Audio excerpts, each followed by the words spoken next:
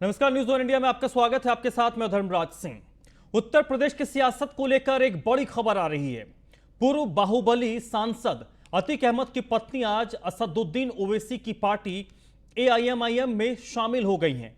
ओवैसी की मौजूदगी में अतीक अहमद की पत्नी शाइस्ता परवीन ने एआईएमआईएम का दामन थामा है। ऐसे में सवाल ही उठता है कि क्या असदुद्दीन ओवैसी सत्ता पाने के लिए कुछ भी करेंगे? सत्ता पाने के लिए क्या असदुद्दीन ओवैसी माफियाओं को अपनी पार्टी में शामिल करेंगे? क्या एआईएमआईएम को यह लगता है कि उत्तर प्रदेश की सत्ता में अगर पैर जमाना है तो उन्हें बाहुबलियों की मदद की दरकार होगी? आज अतीक अहमद की पत्नी शाइस्ता परवीन ने असदुद्दीन ओवैसी की मौजूदगी में उनकी पार्टी का दामन थामा है। अतीक अहमद जो उत्तर प्रदेश के साथ साथ देश के कई राज्यों में वांछित है, एक डॉन की पत्नी को पार्टी में शामिल करने का औचित्य क्या है? क्या सत्ता का यह शॉर्टकट असदुद्दीन ओवैसी को लगता है कि यह शॉर्टकट का तरीका है अपनी पार्टी की पकड़ उत्तर प्रदेश में बनाने की?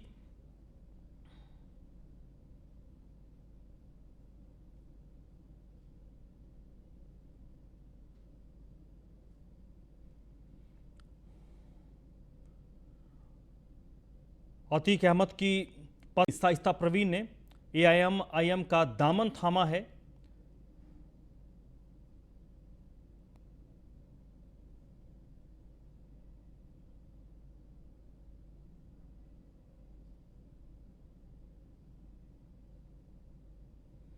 इस वक्त अतीक अहमद जेल में है, लेकिन जेल से ही अपने कारनामों को अंजाम देने के लिए अतीक अहमद काफी सुर्खियों में रहा है।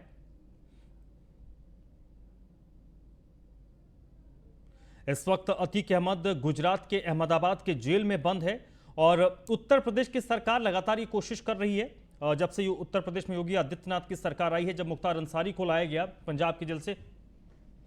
चलिए, ओवैसी ने क्या कुछ कहा है ये आपको हम सुनवाते हैं। कब तक इन लोगों को जिताते रहेंगे? हम क्या कोई खैती हैं? अब हम वोट डालेंगे, हम जीतेंगे। संविधान में इनको इजाजत है। और इसमें पेट में दर्द क्यों हो रहा है? साहब ने पुणे में एक बार फिर से ये कहा है कि हिंदू और मुसलमानों के पूर्वज एक थे। उन्होंने कहा कि हमारी एकता ही हमारा अतीत ही हमारी एकता का। मैं हाँ, रणवीर साहब बोलिए ना। रणवीर, आप कहाँ हैं? रणवीर भाई दिख गया, बोलिए। मैं वो जवाब दे चुका हूँ सर उसको। बीएसपी को आप कह रहे हैं कि झोली भर भर के मुसलमानों ने वोट दिया। दोनों को पिछले 2019 के लोकसभा के चुनाव में सीएसडीएस का डेटा है 2019 का कि 70% मुस्लिम्स वोटेड फॉर 70% मुसलमानों ने बीएसपी और सपा को वोट दिया और 50% के ऊपर हमारे हिंदू भाइयों ने बीजेपी को वोट दिया। ये मैंने कहा है।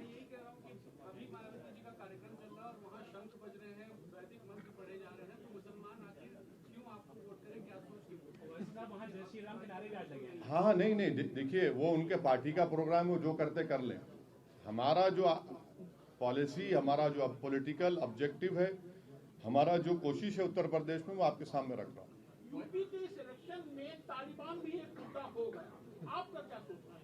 क्या होगा? तालिबान है वो यूपी कौन बना रहा है? मैं आपको बता रहा हूं, ऐसे नाम लेने से क्या मतलब है? किसी पार्टी का नाम मैं नहीं ले रहा हूं। अरे आप क्यों डर रहे हैं? हाँ, नहीं, बीजेपी कह रही है कि जो तालिबान का सपोर्ट कर रहे हैं, यहाँ पे ऐसे लोग हैं जो सपोर्ट कर रहे हैं। हाँ, उनके खिलाफ ये बोलिए ना, नाम लेके बोलिए। तो सुनिए, हाँ सुनिए, हकीकत ये है कि भारत के टैक्स पेयरों के पैसे 35,000 करोड़ रुपये हमने अफगानिस्तान में लगाए, जिसमें वाजपेयी सरकार भी सत्ता में थी, मनमोहन सिंह की सरकार और मोदी सरकार की 6.5-7 साल। ये 35,000 करोड़ में हमने डैम बनाए, अफगानिस्तान में हमने उनकी पार्लियामेंट बनाई, ईरान से छबार पोर्ट हम बना रहे हैं ताकि वहां से ट्रेड हो सके अफगानिस्तान में। अब वहां पर तालिबान आ चुका है। और पिछले 20 साल में हर साल हमने करीब 800 से 900 अफगानियों को अफगानिस्तान से भारत लाकर उनको एजुकेशन करवाया, doctor, engineer, Indian military academy पढ़ाया, तो ऐसे 16,000 लोग हुए। हम ऑल पार्टी मीटिंग में गवर्नमेंट मोदी सरकार से सवाल किए, जो मैं दोहरा देता हूं, आपकी आसानी हो जाएगी समझने के लिए।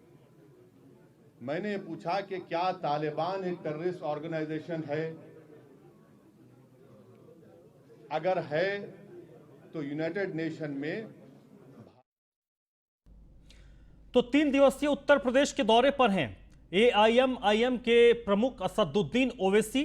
और असदुद्दीन ओवैसी अपनी बातों को डिफेंड करने के लिए देश के सबसे चर्चित शख्सियतों में माने जाते हैं। वो अपनी बातों को बहुत अच्छी तरीके से डिफेंड करते हैं।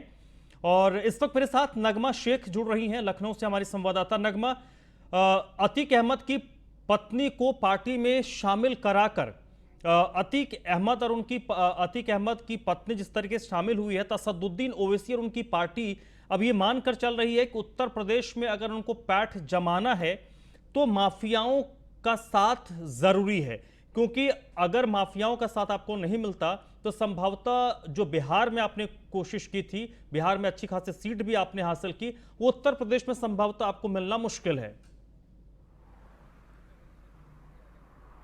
बिल्कुल धर्मराज, अगर जो बात करें असदुद्दीन ओवैसी की, तो हमेशा से वो चर्चित रहे, उनके जो बयानात रहे हैं उनको लेकर। लेकिन आज जब उन्होंने प्रेस कॉन्फ्रेंस की और अतीक अहमद, जो बाहुबली अतीक अहमद है, और उनकी पत्नी को जब शामिल किया, तो उन्होंने सबसे पहले यही बोला, उल्टा पत्रकारों से सवाल किया कि अभी आपका सवाल यही होगा कि आपने एक क्रिमिनल को कैसे पार्टी में शामिल किया, या उनके परिवार को कैसे शामिल किया, या उनकी पत्नी को कैसे शामिल किया। तो मैं साफ तौर पर कह दूं कि एडीआर की जो रिपोर्ट है उसमें बीजेपी के जो ज्यादातर विधायक हैं या एमएलए हैं, उन पे 37% आपराधिक केसेस हैं। तो वो अपनी बातों से साफ निकलते हुए दिखाई दे कि उत्तर प्रदेश में जिनको बाहुबली कहा जा रहा है, या फिर योगी आदित्यनाथ की सरकार में जिनके ऊपर आपको जिस तरह से अवैध निर्माण गिराए जा रहे हैं अतीक अहमद के, या अतीक अहमद पे शिकंजा कसा जा रहा है, तो साफ तौर पर असदुद्दीन ओवैसी ने ये तय कह दिया कि जिस तरह बीजेपी में भी बहुत सारे ऐसे लोग हैं जिन पे आपराधिक मुकदमे हैं, तो ऐसा नहीं है कि इन पे साफ कह दिया गया कि ये अपराधी हैं। तो ऐसे में उत्तर प्रदेश के अंदर खास करके मुसलमानों का साथ चुनाव जीतने के लिए बेहद जरूरी है। साथ ही उन्होंने ये भी बताया कि 100 सीटों पर जो वो चुनाव लड़ेंगे उसमें वो सभी जाति धर्म के लोगों को टिकट देंगे। और उत्तर प्रदेश के अंदर जिस तरह मुसलमानों के जो हालात है वो कहीं ना कहीं यह शो करते हैं कि जिस तरह सरकार है वो उनके साथ दो नजरिया व्यवहार कर रही है। अकलियत में जिस तरह एजुकेशन को लेकर उन्होंने सवाल उठाया कि ग्रेजुएशन ले लीजिए, इंटर जो पास आउट होते हैं उसमें बहुत ही कम परसेंटेज मुसलमानों के होते हैं। तो कहीं ना कहीं मुसलमानों की एजुकेशन को लेकर, उनकी बेरोजगारी को लेकर एक मुद्दा लेकर अब ऐसे उत्तर प्रदेश के अंदर आए हैं। और आज प्रेस कॉन्फ्रेंस के जरिए ये साफ कह दिया है कि वो 100 सीटों पर चुनाव लड़ेंगे। और यहाँ पर ऐसा नहीं है कि वो ओपी राजभर से भी बात कर रहे हैं, उनके समर्थन में भी साथ हैं, और जो भी उनके साथ आना चाहता वो आ सकता है। लेकिन उन्होंने साफ कह दिया कि असदुद्दीन ओवैसी 100 सीटों पर चुनाव लड़ेंगे। और अब वो निकलकर सीधा बाराबंकी जहाँ से उनको चुनावी आगाज करना, वहाँ पहुँच गए हैं। जी नहीं नगमा, ओवरऑल देखें तो ओम प्रकाश राजभर एक संगठन बनाने की कोशिश कर रहे हैं चुनाव से पहले, लेकिन फिर उस पर वो विवाद हुआ जिसमें असदुद्दीन ओवैसी वो मज़ार पर चले गए थे, जिसको लेकर सुहेलदेव समाज पार्टी और जो उनके राजभर समाज है जिसके खिलाफत करता है, तो वो एक तरीके से बिखराव सा नज़र आ रहा है। क्योंकि उसके बाद फिर कई सारी बातें दोनों तरफ से कही गई कि राजभर से भारतीय जनता पार्टी की बू आती है, इस तरीके की बातें कही गई। लेकिन 100 सीटों पर रिप्रेजेंटेशन की बात अगर असदुद्दीन ओवैसी कर रहे हैं तो वहाँ पर वो अपनी पार्टी को मजबूत करने की कोशिश करेंगे, विशेष तौर पर पश्चिमी उत्तर प्रदेश या पूर्वी उत्तर प्रदेश का वो हिस्सा जहाँ पर मुस्लिम बाहुल्य जनसंख्या है। लेकिन फिर बात घूम फिर कर वहीं आ जाती है कि आपने कहा कि हम सभी मजहब, सभी जाति धर्म के लोगों को टिकट देंगे, लेकिन सवाल ये उठता है कि आपका की पार्टी ज़मीन पर कितनी मजबूत है, और ज़मीन पर मजबूत नहीं है तो उस कमी को क्या साधने के लिए आप अतीक अहमद सरीखे लोगों को इनडायरेक्टली अपनी पार्टी के साथ जोड़ रहे हैं? जी जाहिर सी बात है जिस तरह, क्योंकि असदुद्दीन ओवैसी का उत्तर प्रदेश के अंदर कोई भी जनाधार नहीं है, हालांकि उनके जो कार्यकर्ता है वो पश्चिमी उत्तर प्रदेश के ऊपर काफी फोकस कर रहे हैं। ज्यादातर जो दौरे लगते हैं वो पश्चिमी, क्योंकि उधर मुस्लिम बाहुल्य क्षेत्र है। तो कहीं ना कहीं जिस तरह उत्तर प्रदेश में इससे पहले भी ओवैसी ने चुनाव लड़ाया, कैंडिडेट खड़े किए, साफ तौर पर यही देखा गया है कि असदुद्दीन ओवैसी वो कोई भी चुनाव हो, वो चाहे बंगाल का हो, बिहार का हो, महाराष्ट्र का हो या फिर उत्तर प्रदेश का हो, वो अपनी प्रेजेंट जरूर दिखाना चाहते हैं, पार्टी के कैंडिडेट जरूर खड़ा करते हैं। हालांकि बहुत ज्यादा उनको सफलता नहीं मिलती है, लेकिन वो अपनी प्रेजेंट दिखाने की पूरी कोशिश करते हैं। और आज भी जब उन्होंने अतीक अहमद की पत्नी को, और अतीक अहमद का, जो कि अतीक अहमद ने जेल के अंदर से एक चिट्ठी लिखकर भेजा है कि जिस तरह असदुद्दीन ओवैसी के जो बयान है वो सुनते हैं, उससे मुतासिर होकर वो इनकी पार्टी ज्वाइन कर रहे हैं, तो कहीं ना कहीं एक बड़ा टारगेट है जो मुसलमानों को साधने के लिए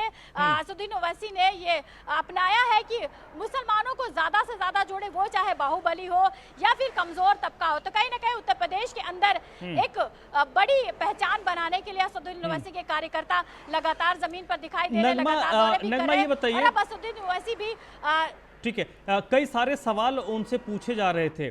असदुद्दीन ओवैसी और उनकी पार्टी पर जो सबसे बड़ा आरोप लगता है कि ये भारतीय जनता पार्टी के लिए पिच तैयार करते हैं और एक तरीके से कवर फायर देते हैं भारतीय जनता पार्टी को, ताकि भारतीय जनता पार्टी अपने आप को और मजबूत करे, क्योंकि उत्तर प्रदेश में 18 से 20% अगर मुस्लिम वोट हैं और उसी वोट पर सपा का भी नजर है, बसपा की भी नजर है, कांग्रेस की भी नजर है, और वहां पर असदुद्दीन ओवैसी अगर पहुंच जाते हैं तो ये वोट तो विपक्ष का बिखरेगा, और ये जितना बिखराव होगा वो उतना भारतीय जनता पार्टी के लिए आसान होगा। इस पर उन्होंने क्या रिस्पॉन्ड किया?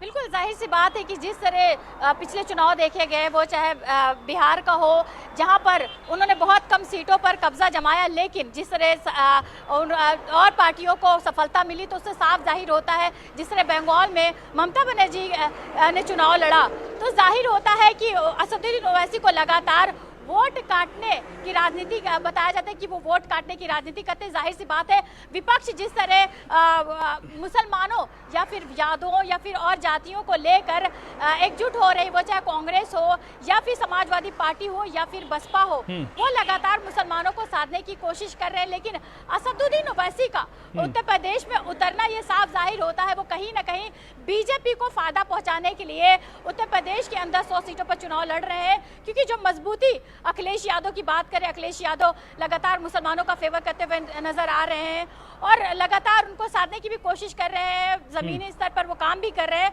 तो कहीं ना कहीं असदुद्दीन ओवैसी की 100 सीटों पर चुनाव लड़ने से जो सपा है या फिर कहे कांग्रेस है या बसपा है, उनको जरूर नुकसान होगा, लेकिन साफ तौर पर बीजेपी को इससे फायदा पहुंचेगा। चलिए नगमा, बहुत बहुत शुक्रिया आपका इस पूरी बातचीत के लिए, इस पूरी जानकारी के लिए। मुख्यमंत्री योगी आदित्यनाथ कल अलीगढ़ के दौरे पर होंगे।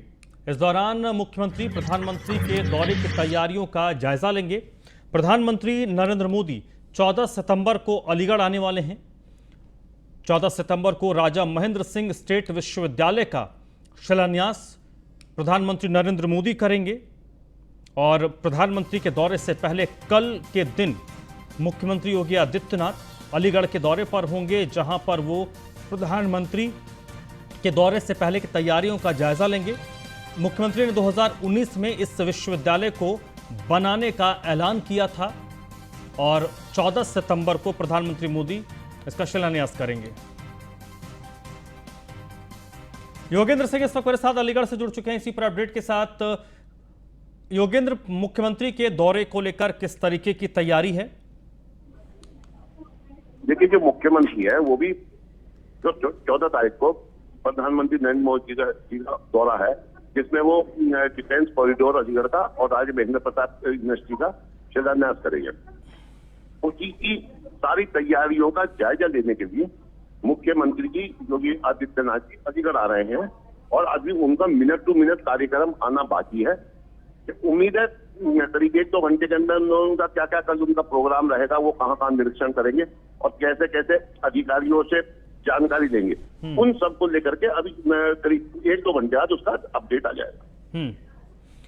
अभी तक प्रशासन की तरफ से उनके कार्यक्रम को लेकर किसी तरह का अपडेट नहीं आया है? हाँ, अभी तक प्रशासन को लेकर के वो की तरफ से कोई अपडेट नहीं आया, लेकिन जो मुख्यमंत्री का प्रोग्राम है और जो प्रधानमंत्री का प्रोग्राम है उसकी तैयारियां प्रशासन ने शुरू कर दी हैं। और अभी जब मुख्यमंत्री जी के ऊपर डिपेंड करेगा कि वो क्या क्या चीज उसमें देखना चाहते हैं, क्योंकि वो खुद निरीक्षण करने आ रहे हैं। चलिए योगेंद्र, बहुत बहुत शुक्रिया आपका। चलिए बढ़ते आगे। विधानसभा में नमाज के लिए कमरे की मांग की गई है। कानपुर से समाजवादी पार्टी के विधायक हैं इरफान सोलंकी ने विधानसभा के अध्यक्ष हृदय नारायण दीक्षित को एक चिट्ठी लिखी है और यह मांग की है कि विधानसभा के अंदर मुस्लिम विधायकों को सत्र छोड़कर नमाज पढ़ने के लिए जाना पड़ता है। इसलिए इरफान सोलंकी ने यह मांग की है कि सत्र के दौरान एक कमरा आवंटित किया जाए जहां पर मुस्लिम विधायक नमाज पढ़ पाएं। और आपको बता दें कि यह मामला इसलिए भी अब चर्चा में आ रहा है क्योंकि झारखंड में पिछले 2-3 दिनों से इसी तरीके का मामला गरमाया हुआ है, क्योंकि झारखंड में विधानसभा के अंदर मुस्लिमों के विधायकों के लिए एक कमरा आवंटित किया गया, जहां पर वहां विपक्षी पार्टी भारतीय जनता पार्टी है वो इसका लगातार विरोध कर रही है। मैं कानपुर से सपा विधायक हाजी इरफान सोलंकी हूँ। जैसा कि आजकल पहले झारखंड, अब बम्बई में भी ये बात उठ रही है और मैं भी ये चाहता हूँ, क्योंकि मैं खुद 15 साल से विधायक हूँ। मेरी विधानसभा अध्यक्ष जी से मांग भी है कि अगर विधानसभा में एक छोटा ही सही एक प्रेयर रूम हो, जिसमें जो मुसलमान विधायक हैं और बाकी जो अन्य विधायक हैं जो अपनी अपनी तरीके से आस्था करते हैं, एक छोटा सा प्रेयर रूम हो जिसमें वो जाएँ नमाज़ पढ़ने। क्योंकि जो नमाज का समय है वो टाइम एकदम मुकम्मल और फिक्स होता है। 1 बजे वाली नमाज 1 बजे होगी, 5 बजे वाली 5 बजे होगी। तो मुस्लिम विधायकों को सत्र के दौरान नमाज पढ़ने में दिक्कत होती है, इसलिए विधानसभा में ही नमाज की व्यवस्था की जाए। रमन गुप्ता इस वक्त मेरे साथ जुड़ चुके हैं। रमन, ये मामला अभी कुछ दिनों से काफ़ी सुर्खियों में है, विशेष तौर पर झारखंड विधानसभा में जब से नमाज के लिए अलग कमरा आवंटित किया गया है, अब उसकी मांग उत्तर प्रदेश में भी छिड़ती दिख रही है। ये एक अलग तरीके की स्थिति अब उत्तर प्रदेश में भी बनती दिख रही है, इस पर भी अब बवाल विवाद शुरू होगा। जी बिल्कुल, आपको बताना चाहूंगा कि जब से झारखंड के बाद अब उत्तर प्रदेश में भी विधानसभा के अंदर एक कमरा दिए, ऐसी मांग की थी यहाँ के कानपुर के विधायक इरफान सोलंकी ने। लेकिन उसके बाद देखिए पूरा मामला गर्माता जा रहा है।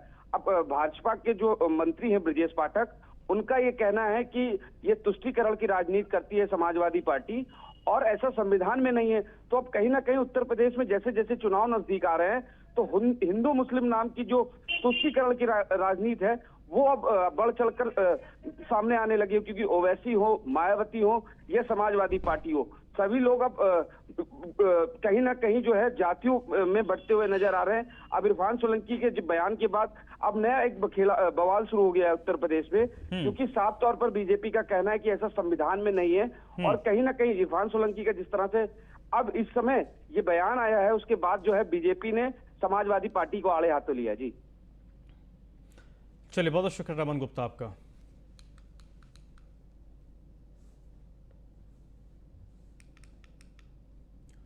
अगली खबर प्रयागराज से है। समाजवादी पार्टी के सांसद आजम खान को बड़ा झटका लगा है। जौहर यूनिवर्सिटी के बंद होने का खतरा अब बढ़ गया है।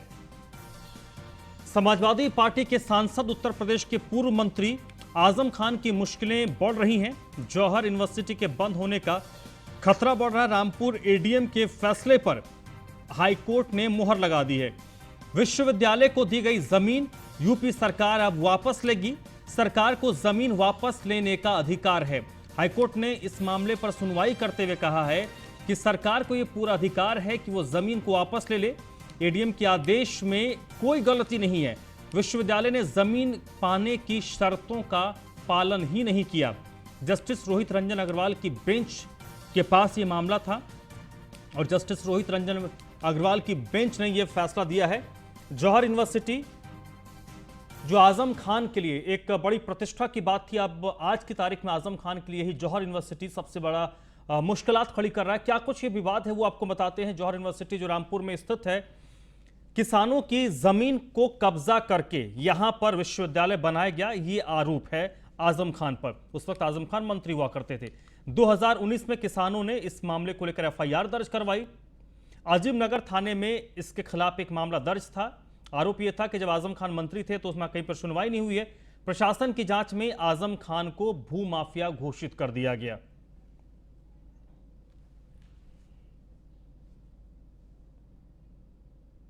तो इस बुलेटिन में फिलहाल इतना ही।